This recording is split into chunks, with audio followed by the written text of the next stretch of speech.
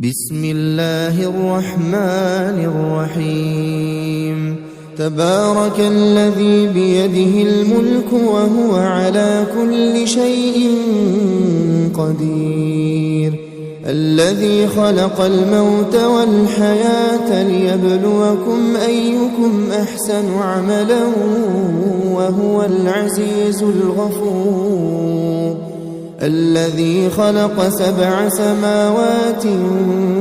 طباقا ما ترى في خلق الرحمن من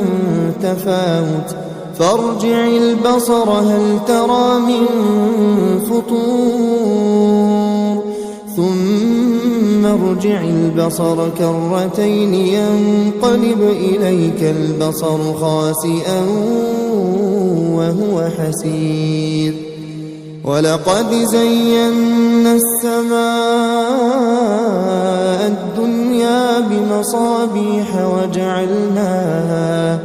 وجعلناها رجوما للشياطين وأعتدنا لهم عذاب السعير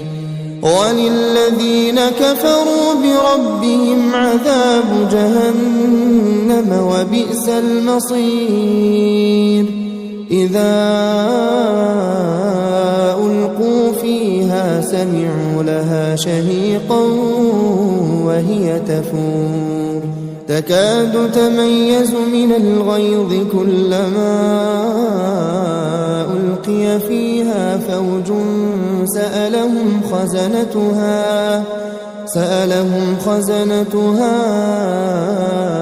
ألم يأتكم نذير قالوا بلى قد جاءنا نذير فكذبنا وقلنا ما نزل الله من شيء إن أنتم إلا في ضلال كبير وقالوا لو كنا نسمع أو نعقل ما كنا في أصحاب السعير فاعترفوا بذنبهم فسحقا لأصحاب السعير إن الذين يخشون ربهم بالغيب لهم مغفرة وأجر كبير وأسروا قولكم أو اجهروا به إنه عليم بذات الصدور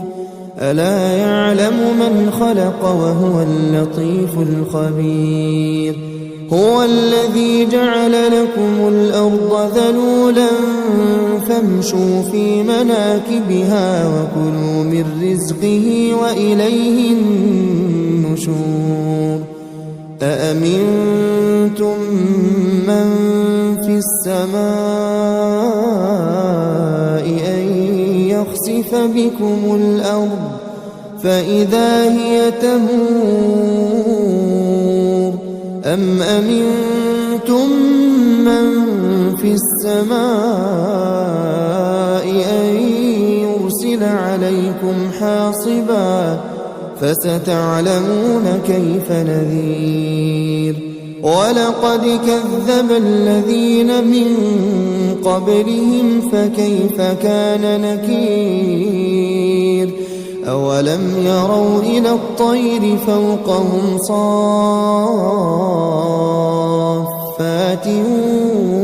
ويقبضن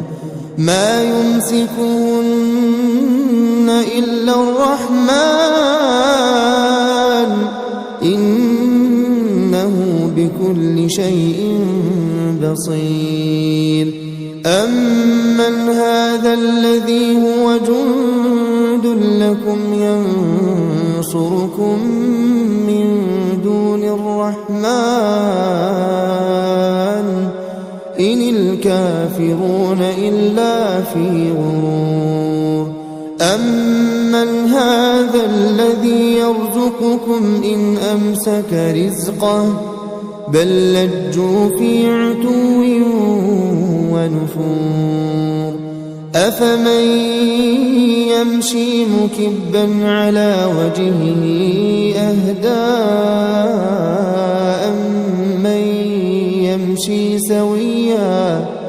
أمن يمشي سويا على صراط مستقيم قل هو الذي أنشأكم وجعل لكم السمع والأبصار والأفئدة قليلا ما تشكرون قل هو الذي ذرأكم في الأرض وإليه تحشرون ويقولون متى هذا الوعد إن كنتم صادقين قل إنما العلم عند الله وإنما أنا نذير مبين فلما رأوه زلفة سيئت وجوه الذين كفروا وقيل هذا الذي كنتم به تدعون قل أرأيتم إن أهلكني الله ومن معي أو رحمنا فمن يجير الكافرين من عذاب أليم قل هو الرحمن آمنا به